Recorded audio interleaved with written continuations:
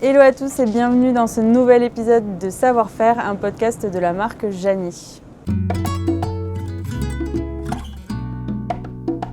Je suis ravie de vous retrouver aujourd'hui pour ce nouvel épisode en compagnie d'une artisane que je rencontre tout juste. Aujourd'hui, on est dans son atelier et on est chez Caroline. Caroline, comment ça va? Bien. Est-ce que tu te sens prête? On peut y aller? Oui. Alors, est-ce que tu veux bien te présenter pour commencer et nous dire un petit peu ce que tu fais dans la vie? Alors, moi, c'est Caroline. Ouais. J'imagine, je fabrique des luminaires en laine feutrée pour ma marque qui s'appelle Let Me See. Okay. Également des objets de décoration comme des dessous de plat ou des vases. Okay. Et ça fait combien de temps du coup que tu es à ton compte? Alors, j'ai lancé le projet il y a à peu près 3 ans et demi. Okay. Après avoir travaillé dans la production textile. J'ai tout un parcours professionnel en tant qu'attachée de presse dans le textile. Après, j'ai travaillé dans la production, j'ai travaillé dans le luxe à Paris. Et en fait, là, il y a 15 ans de ça, on a emménagé dans les Landes. Donc, j'ai eu l'opportunité de travailler en tant que développeuse produit pour une marque de skate pendant presque 10 ans. Okay. Et au bout de 10 ans, je pense que j'en avais fait le tour. Il y avait je voyais pas trop d'évolution. J'adorais ce que je faisais, mais je pense qu'avec la conjoncture déjà dans le textile qui s'annonçait, je trouvais plus trop d'intérêt à ce que je faisais. Et j'ai commencé, j'ai pris la décision de quitter cette entreprise sans réel projet derrière, faut dire ce qui est. Mais je savais qu'il fallait que je redonne du sens. Alors, tout le monde le dit, hein, mais faire quelque chose d'utile, qui me plaise.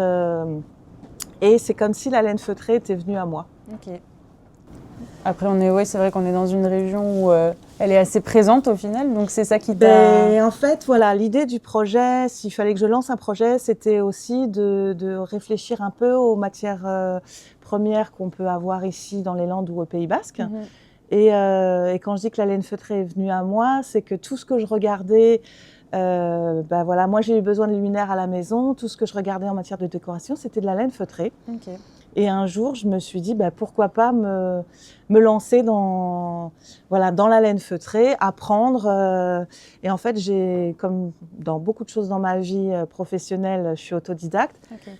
J'ai commencé à regarder un petit peu comment se faisait la laine feutrée. Et je me suis lancée, Alors, j'avais une idée très précise aussi, parce que moi, j'adore le vintage. Okay. La maison est meublée un peu avec des choses vintage et des choses un peu plus modernes. Okay. Et pour faire les luminaires, en fait, je voulais vraiment trouver des petites opalines ou des petites choses comme ça qui serviraient de moule et qui me permettraient de refaire... effectivement des petites baladeuses avec un petit côté vintage en fait. Ok. Donc c'est vrai que du coup ton parcours, si tu veux nous en dire un peu plus, t'as quand même un peu amené aussi à toute cette peut-être réflexion de marque et de style, ça a un peu guidé tout ça pour t'amener. Alors c'est sûr que moi j'ai eu la chance de travailler dans le luxe, donc j'aime les belles choses, les belles matières. J'ai voulu que ma marque soit un peu comme un cocon, soit une partie de moi aussi, une extension avec de la jolie matière et présentée en boutique avec un joli pochon quand on achète une de mes baladeuses par exemple.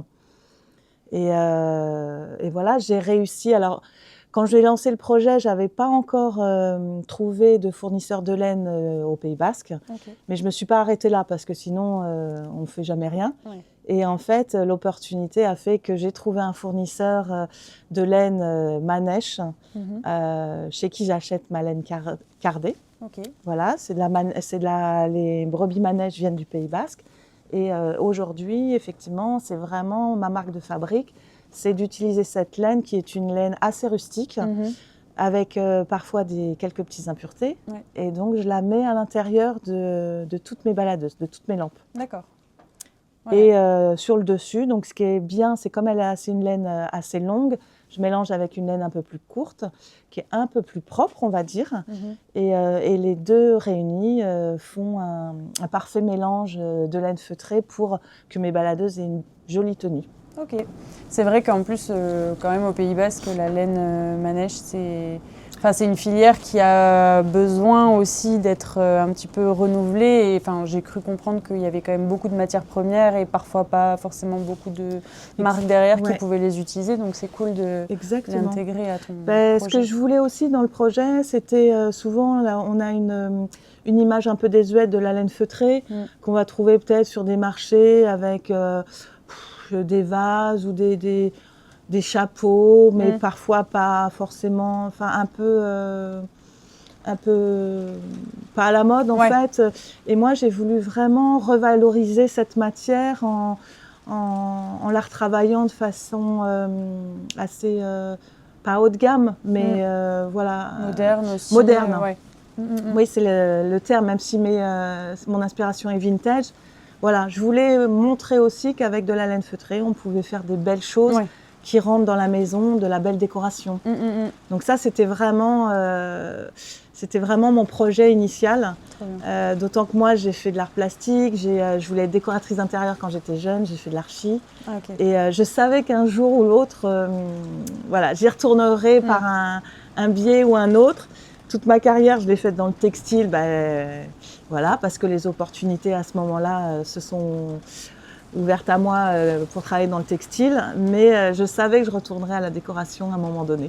Ouais, tu avais un peu ce côté créatif qui allait finir par un peu s'exprimer par tes mains à un moment donné. Oui, c'est pas par hasard que j'en suis arrivée là, parce que moi j'ai toujours rénové des meubles, j'ai fait de la tapisserie aussi, je tricote. Donc oui, la laine a toujours fait partie aussi de mon univers. Et voilà, faire des choses, en tout cas, bricoler, mais j'avais pas encore trouvé. Et c'est marrant parce que j'ai une amie psychologue qui m'avait dit de me laisser le temps et qu'en fait le projet viendrait à moi tout seul. C'est vrai. C'est souvent le cas au final. Et c'est fou parce que quand j'ai quitté mon entreprise dans laquelle je suis restée 10 ans, j'avais pas de projet, je savais pas vraiment ce que j'allais faire et effectivement je me suis laissé le temps. Et tu m'aurais dit 3 ans auparavant que j'allais lancer une marque de luminaires, je n'aurais pas forcément cru en fait. On est souvent pressé d'avoir de bonnes idées, mais au final, elles viennent souvent à nous, même par des chemins un peu de traverse et tout ça. C'est ça, des rencontres. Et puis après, à force de créer, on a d'autres envies, on bouillonne en fait d'idées, voilà. Et effectivement, pour me lancer, c'était important. Moi, j'ai fait appel à une agence de communication avec laquelle on a travaillé sur toute l'identité visuelle. Et ça, je pense que ça m'a vraiment mis le pied à l'étrier et sorti, comme je le dis souvent, sorti de ma cuisine. Moi, j'ai appris à feutrer toute seule. Pendant 5 mois, j'ai fait que ça. J'ai essayé de comprendre comment réagissait la laine. Je me suis trompée. J'ai acheté des laines qui étaient pour du rembourrage et non pas pour du feutrage. Mais tout ça, ça a été que bénéfique pour moi parce que j'ai vraiment appris les différentes laines, les longueurs de poils, voilà. Et après, d'avoir travaillé avec cette agence, voilà, dès lors ils m'ont fait une proposition de 3 logos. C'est moi qui ai importé le nom. Ah voilà, j'allais te poser la question justement. Voilà. En fait, j'avais un autre nom à la base. Mais c'est d'où l'intérêt d'être aussi conseillé par une agence, je pense, qui trouvait beaucoup trop long et qui trouvait pas pertinent en fait. Et c'est eux qui m'ont suggéré de retrouver un nom. Alors ça a été très compliqué pour moi. Je sais que c'est une étape assez. C'était très très compliqué parce que on a commencé à travailler l'identité visuelle, les couleurs. Ils ont tout à fait compris que je voulais quelque chose de très chic, mais de rester dans la simplicité. Et en fait, le jour où ils m'ont dit, ton nom, maintenant, Caro, il faut qu'on te le dise, ça va pas. Il faut trouver un petit nom. Là, c'était comme si le sol s'ouvrait sous mes pieds. Mais ils ont eu raison. Et en fait, pendant 2 semaines, j'ai pensé qu'à ça. Je me disais, il faut un nom qui claque à ce moment-là. Et voilà, un jour, un matin, Let Missy, pareil, est venu tout seul. Mais je voulais l'écrire Let Missy. Je trouvais ça génial parce qu'avec l'anglais, fais-moi voir, je trouvais ça super. pas seulement pour les luminaires, mais fais-moi voir ton projet, fais-moi voir ce que tu fais. Et donc, j'ai eu l'idée de l'écrire à la française, Let Me See, que je trouvais même écrit super classe, en fait. Ouais, c'est clair. Et puis vachement parlant quand on fait un peu d'anglais, en même temps assez simple à retenir quand on est français. Oui, et puis quand on a travaillé sur le logo, en fait, ils ont eu l'idée de faire comme un petit luminaire sur le i. Ouais. Et j'ai trouvé ça top, en fait. Voilà, je pense qu'on a bien travaillé et j'étais hyper fière. Et c'est marrant parce que dès lors qu'on a tout validé, ça m'a propulsée. Voilà, j'avais tout entre les mains pour me dire, bon, maintenant, je peux proposer mes créations aux boutiques. J'ai l'identité visuelle, j'ai le nom, j'ai tout ce qu'il faut pour... Tu étais en confiance pour lancer le projet un peu plus sereinement aussi. Ah ça a changé du tout au tout, en fait. Ok. Ouais. Ouais, parce qu'en plus, comme tu as un parcours en autodidacte, c'est vrai qu'on peut toujours avoir un peu ce petit syndrome de l'imposteur où on se remet beaucoup en question et on ne cesse d'apprendre de toute façon tout le temps. Donc c'est cool si ça te donnait un peu ce cadre aussi qui te lançait et qui te disait bah si tu peux y aller et tu peux tester comme ça avec cette base déjà aussi, quoi. Ouais, et en plus je pense si j'avais pas travaillé avec eux, je sais pas si j'aurais été aussi confiante effectivement et si je m'étais lancée aussi facilement. Même effectivement comme tu dis, on manque toujours de confiance en soi, mais le fait que déjà ils valident le projet, qu'ils trouvent les produits super. Le nom, quand je l'ai trouvé, ils étaient emballés et ça leur a inspiré eux aussi le logo, finalement. Donc, oui, je conseillerais à tout le monde d'être épaulé. S'il y a des professionnels qui sont là, dont c'est le métier, c'est pas pour rien non plus. Et je pense que c'est important. C'est vrai qu'une identité de marque, ça peut aussi beaucoup jouer sur la perception par d'autres professionnels, mais aussi les particuliers. Et c'est toujours intéressant d'aller creuser un peu, quand on peut, ce sujet-là aussi, quoi. Je pense que les parcours marketing, on est toujours un peu intéressé par ça, mais bon, après... Ouais, et puis eux, ils travaillaient avec plusieurs clients, donc ils avaient aussi un regard extérieur, ce qui est important.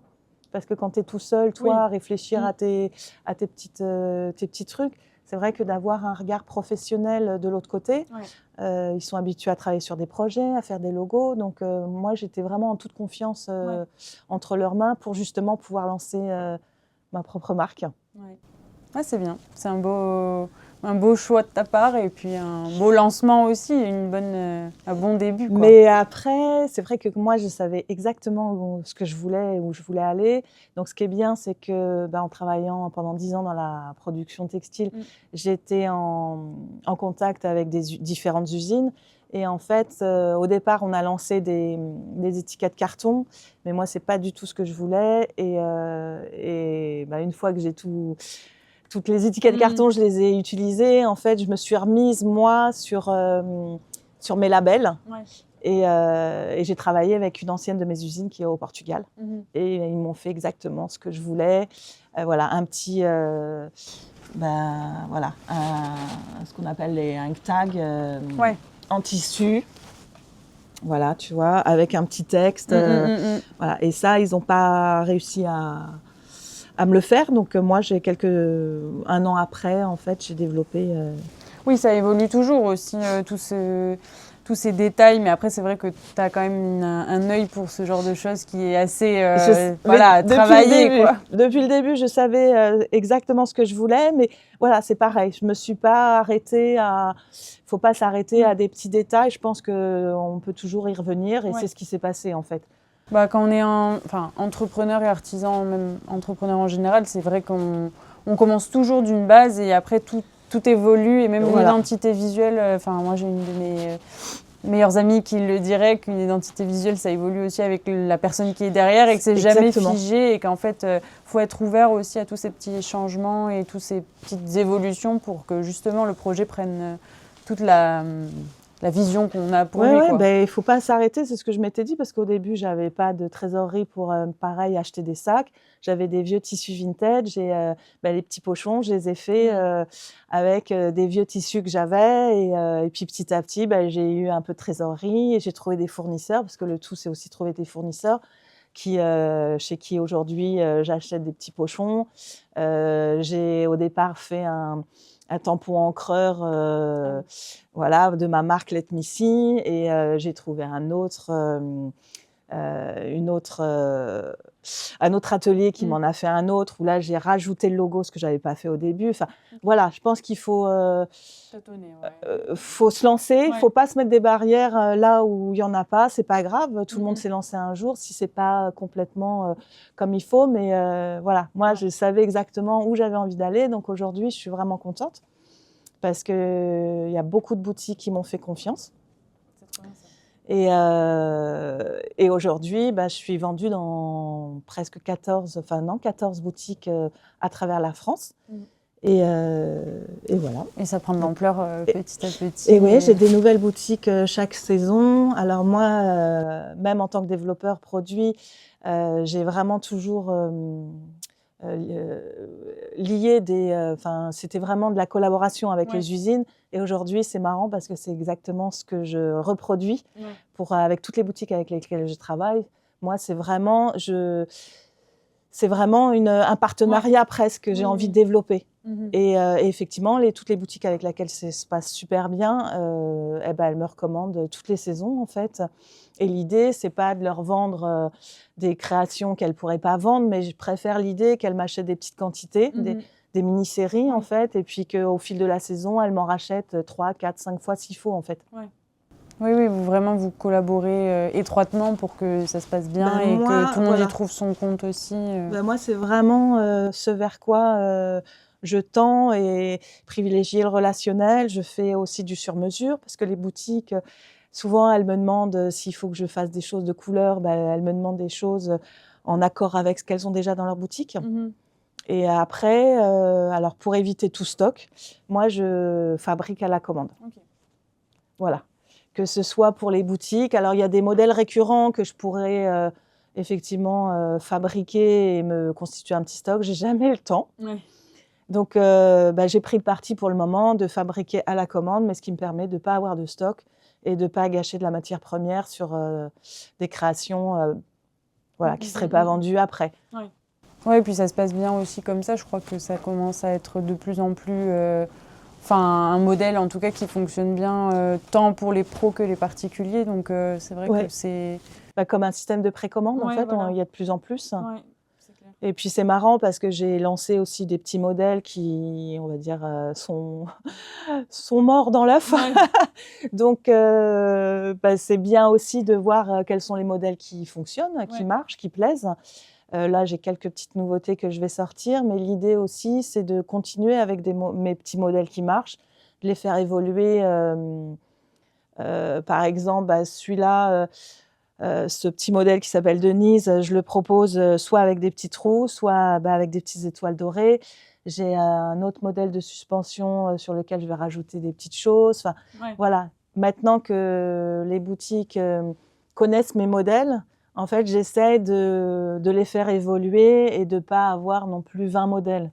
Parce que je pense que maintenant, on reconnaît les baladeuses un peu Let Me See avec ce côté un petit peu vintage. Et je pense qu'on reconnaît mes créations maintenant. Ce qui est un très bon point. Oui. C'est ce qui montre qu'une marque aussi est bien implantée et originale quand on peut reconnaître ses créations. Et c'est marrant parce que j'ai vraiment des modèles, 3-4 modèles qui cartonnent en fait. Trop bien. Et c'est marrant aussi parce que j'ai des boutiques qui m'achètent toujours les mêmes modèles. Ah ouais, c'est marrant. Voilà, et ils ont essayé d'autres modèles. Alors il y en a, c'est vraiment les 3 modèles, dont 2 qui cartonnent. Et ils ont essayé d'autres modèles, mais je pense que par rapport à leur offre dans leur boutique, ils ont trouvé les modèles qui se vendaient dans leur boutique en fait. Et du coup, aujourd'hui, dans ton métier, qu'est-ce qui te plaît le plus au quotidien un petit peu ? Alors moi, ce que j'adore, c'est faire des recherches. C'est de me tenir au courant puisque j'adore la décoration. Je suis tout le temps, puis je suis super curieuse, donc je suis tout le temps en train de regarder ce qui se fait. Et c'est bien aussi pour moi parce que ça me repositionne, ça me permet de me repositionner, de voir si je suis dans l'air du temps et éventuellement d'imaginer des nouveautés s'il faut. Ça, c'est vraiment la partie que j'adore. Après, évidemment, la partie recherche et développement et mettre au point des protos. C'est voilà, quand tu as une idée, que tu fais un petit dessin ou que tu prends des inspirations, puisque dans la mode, c'est un peu comme ça aussi qu'on fait, ou que tout le monde fait plus ou moins, d'essayer d'avoir une vision et de mettre au point un proto et de voir que le rendu, c'est exactement ce que tu avais dans la tête. Il n'y a rien de... C'est satisfaisant. Il y a rien de mieux, en fait. Oui, d'être content du résultat, oui. C'est génial, en fait. C'est le but, c'est le but, mais voilà. Après, il faut que ça plaise. Mais si déjà ça te plaît, à toi. Puis là, c'est fait de tes mains, donc c'est vrai qu'il y a encore cette dimension en plus de fierté d'être capable d'accomplir un travail. Et puis après, alors avant de le proposer, c'est vrai que souvent j'envoie des petites photos aux uns aux autres pour avoir un petit regard extérieur. Et c'est toujours une satisfaction quand on te dit que c'est joli, que ça plaît.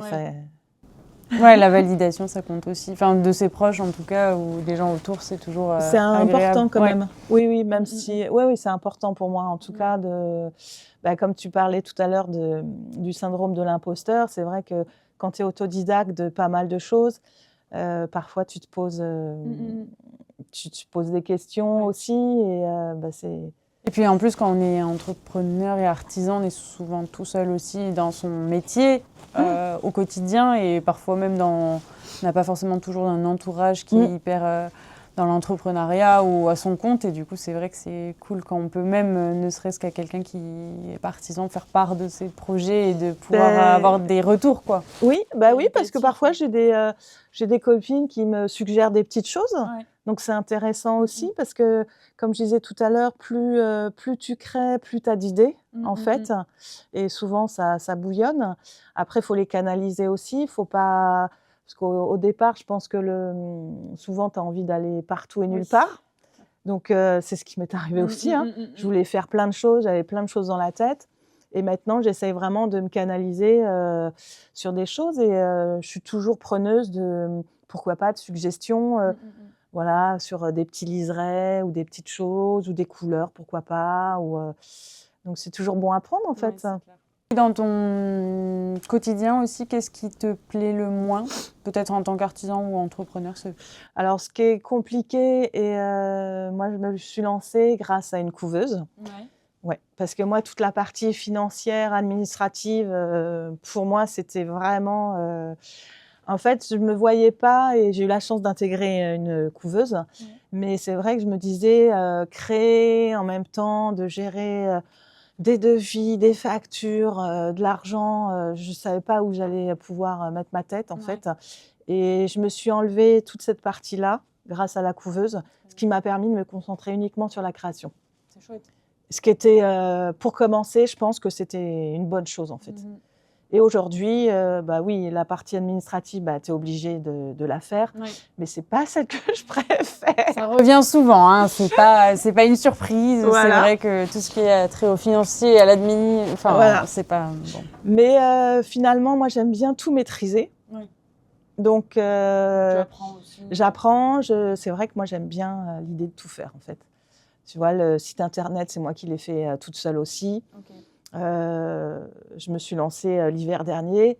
J'aime bien l'idée de maîtriser. Je fais les photos, je m'occupe de mon Instagram, je fais mes créations. Et par contre, j'ai la chance, effectivement, Instagram m'a permis de démarrer mes ventes, puisque toutes les boutiques, quasiment sauf une, m'ont découvert via Instagram.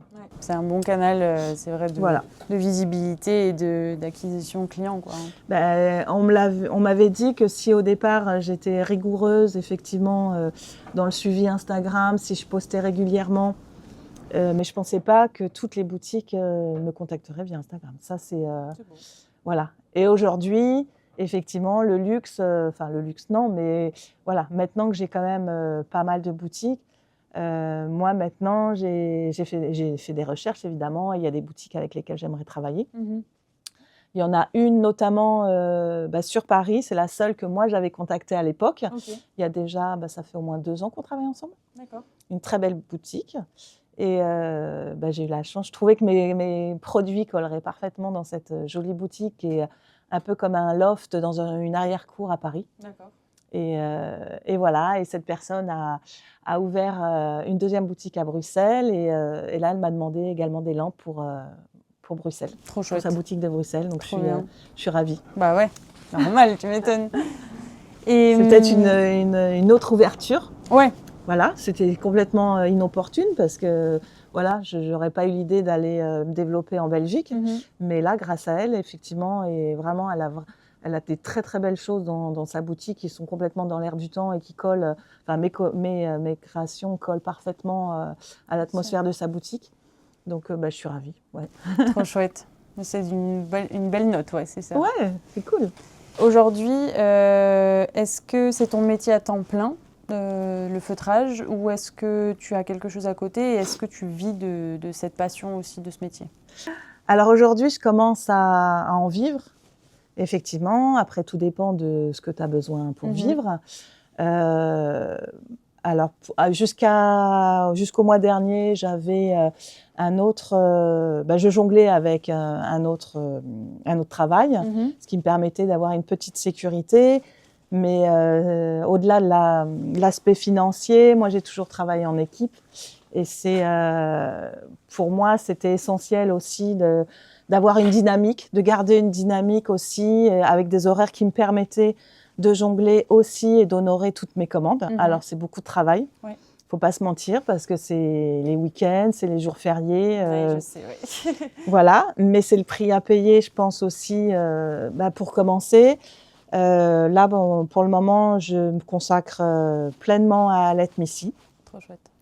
Et j'espère que ça va. En tout cas, là, les 2 dernières années, j'avais des mois de janvier, février où finalement c'était la période des soldes et c'était pas propice à des commandes. Et là, cette année, j'ai plein de commandes, dont une nouvelle boutique à Deauville, là avec laquelle je termine une commande, avec laquelle j'ai commencé à collaborer. Donc, pareil, je suis super contente. Et puis on va voir ce que ça donne, effectivement. Après, je me garde aussi, pourquoi pas, si une opportunité se présentait pour continuer à avoir un mi-temps ou quelque chose, c'est toujours. T'es pas fermée, ouais. C'est toujours bien aussi. Mais après, tout dépend. Effectivement, là, moi, j'ai toujours eu la sécurité de l'emploi, j'ai toujours travaillé en équipe, comme je viens de le dire, et c'est quand même une situation qui est confortable. Ouais. Et là, il y a des mois où, là, c'est le métier de l'entrepreneuriat. Il y a des mois où, voilà, chaque mois est différent. Oui, c'est pas une courbe fixe. Donc après, ça dépend de quoi on a besoin aussi pour vivre. Mais je pense que si on peut goupiller les deux, pourquoi pas aussi dans un premier temps, parce que ça enlève aussi une charge mentale qui est quand même pas mal pour pouvoir se consacrer à la création. Ouais. Oui, c'est vrai que du coup, ça équilibre un petit peu parfois en fonction même des périodes d'activité et même aussi juste de l'équipe mentale, comme tu dis, d'avoir ce côté un peu. Je pense que c'est pas mal. Ouais. C'est pas mal. Après, tout dépend de chacun, mais moi j'ai besoin aussi. Travailler tout seul dans son atelier, c'est génial parce que c'est toi ton propre patron. Tu fais, mais parfois ça peut être pesant. Donc, oui, surtout si on a eu l'habitude, comme toi, de travailler en équipe, c'est toujours pour moi, agréable. Je pense que c'est ce qu'il y a de plus dur. Ouais. De me retrouver, même si j'adore créer, même si quand je crée, c'est un peu comme moi j'ai fait un peu de céramique, c'est comme du yoga en fait. Tu focalises que sur ce que tu fais, effectivement, mais c'est pas évident. C'est pas évident. Mais là où je suis vraiment contente, c'est le projet. Après 10 ans de boîte, je savais pas ce que j'allais faire. J'ai tout arrêté sans avoir vraiment de projet derrière.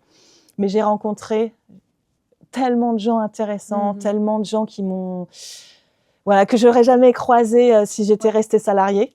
Que rien que ça, je suis super contente d'avoir lancé ce projet. Ouais. Là, je te retrouve sur ça. C'est vrai que moi aussi, pour le coup, c'est vraiment ce partage entre d'autres indépendants qui fait qu'au final, ça peut être sa propre petite équipe et son propre, on va dire, entourage professionnel. C'est ça. Voilà, je pense que se recréer, et moi, c'est vraiment, je suis dans l'échange. J'étais attachée de presse. Tu vois, moi, c'est vraiment, et c'est ce que j'essaye là avec mes différents projets. Tu vois, l'idée, c'était aussi de faire travailler, comme moi, des artisans locaux sur des projets que je peux avoir, notamment en menuiserie, en ébénisterie. Et je suis ravie parce que c'est pareil, j'ai trouvé des artisans avec lesquels je collabore et qui ont des ateliers à 1/4 d'heure ou 20 minutes de chez moi. Et moi, je suis vraiment dans cet échange-là aussi, de faire évoluer moi mon travail, mais si je peux le faire évoluer avec des gens qui ont un autre savoir-faire et qui peuvent m'apporter aussi plein de choses, moi je suis partante à 200% en fait. Ouais, c'est tout bénef, ça c'est clair. Et est-ce que tu aurais un petit mot de la fin pour les gens qui nous regardent ou nous écoutent sur voilà, l'artisanat, un petit peu ta vision des choses ou même sur ton métier, voilà, libre à toi de partager ce que tu veux.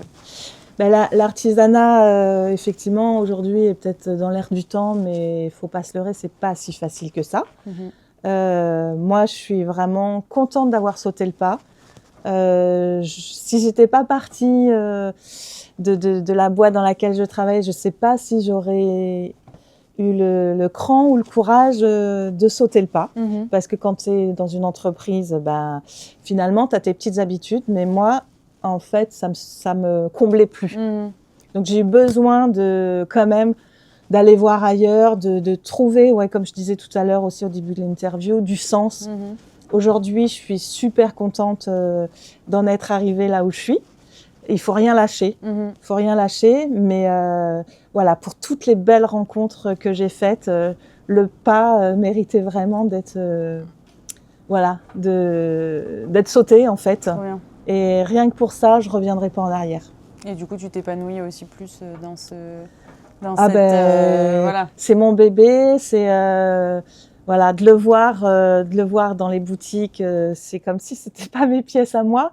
Mais oui, je suis vraiment contente d'avoir Est-ce que tu peux dire que tu as trouvé un peu enfin, on en a déjà parlé dans d'autres épisodes avec des autres artisans, mais ce côté d'alignement aussi, parce ce qu'on fait aussi a une dimension qui va chez les autres et qui du coup transporte un message autour de l'artisanat. Est-ce que tu trouves que ça t'a un peu amené ça aussi D'être aligné, oui, ça c'est sûr. Après, c'est vrai que dans l'artisanat, tu donnes beaucoup de toi. Donc moi, quand je fais mes lampes, effectivement, quand j'ai le bonheur de les découvrir, soit dans une boutique, soit chez des particuliers, c'est une partie de moi qu'ils ont aussi, c'est mes idées, c'est voilà, les lampes, ce sont des recherches, c'est des moules que j'ai fait faire parce que selon mes envies. Et ça, c'est vraiment c'est une fierté aussi pour moi, même si ça fait toujours bizarre. Et c'est comme si, oui, comme je disais tout à l'heure, comme si c'était pas mes produits, comme si j'étais externe. C'est assez bizarre. Mais oui, un alignement sur... je suis contente d'avoir de la laine, de travailler de la laine du Pays Basque. Voilà, ça a du sens. Et oui, mais après, je me dis, aujourd'hui, je fais ça. Peut-être que l'ethmicie, dans quelques années, évoluera vers autre chose. Là, je suis en train de travailler sur des grosses suspensions aussi. Je pense que j'ai vraiment envie de tirer vers le haut et de comment je dirais, d'aller au bout de peut-être toutes les idées qui Alors, je trouve pas le mot en français, mais d'upgrader peut-être, de encore montrer, d'évoluer et de montrer encore plus de ce qu'on peut faire avec de la laine feutrée. Donc ça, j'y travaille aussi pour proposer d'autres choses, peut-être des plus grands modèles ou associer effectivement avec des ébénistes ou des choses comme ça. Voilà. Mais c'est la plus belle aventure de ma vie, on va dire. Et ouais, je suis contente, même si c'est pas facile tous les jours. Je suis contente d'en être là aujourd'hui, en tout cas. Trop bien. Félicitations déjà. On peut toujours le dire. Merci, Aroni. Mais ravie pour toi et hâte de voir aussi l'évolution et tout ce que tu vas faire par la suite. J'espère pouvoir te montrer tout ça. trop hâte. Peut-être dans 1 an, pourquoi pas. Ok. Merci beaucoup d'avoir participé à ce podcast. Merci à toi. Et puis j'espère que ça vous aura plu. Et moi, je vous dis à très bientôt pour un nouvel épisode. Salut! Merci.